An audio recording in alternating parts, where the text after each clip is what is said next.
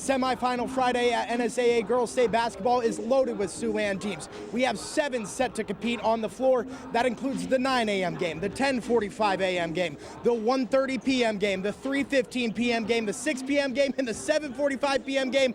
So much Siouxland talent, so let's not waste any more time, and let's jump into some of these early games. 5th-seeded Archangels Catholic trying to topple top-seeded Dundee County Stratton in the D2 semifinals, but the Tigers of DCS, they just smother the defenders. They led 23-9 at half, but the defenders, they show some effort here in the second half. They get this mid-range shot from Jada Krings to fall, but DCS, they rely on their season-long leader in scoring as Abigail Spargo. She slices her way to the rack for the lay-in midway through the fourth quarter. Archangels still fighting despite the large deficit. Callie Jaros will take and make the catch-and-shoot long-range deuce. But in the end, the Tigers, they proved to be too much in this one. They head to the D2 championship game with a 45-25 win.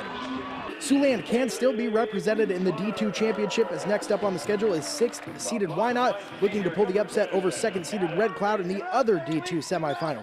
A very slow start in the first quarter for both teams. Wynot only makes 2 field goals in the first, both courtesy of Addison Sharp. That includes this quarter 3. Blue Devils led by 8 points after 16 minutes of action. Into the third quarter here, it turns into a Kenna Oligmuller masterclass. Sharp dishes it to her as she cuts to the basket, and that's a pair of points for Oligmuller, and she's proven it on the defensive end here as well. She comes up with a massive block, follows it up with the hoop and the harm on the possession that came off of that block. The Blue Devils slowly starting to feel a championship appearance coming on. Oligmuller continuing to do the heavy lifting. She'll take and make the catch-and-shoot triple from the corner. Oligmuller ends the game with 19 points, 11 boards, and 6 blocks as the Blue Devils defeat the Warriors 59-48. It's great. We've worked so hard to be here. You know, there was a time at this season we didn't think that we were going to be here. We had kind of a rocky start coming off that volleyball season, but we got in the groove at the end of the season, and here we are, so we're going to keep working.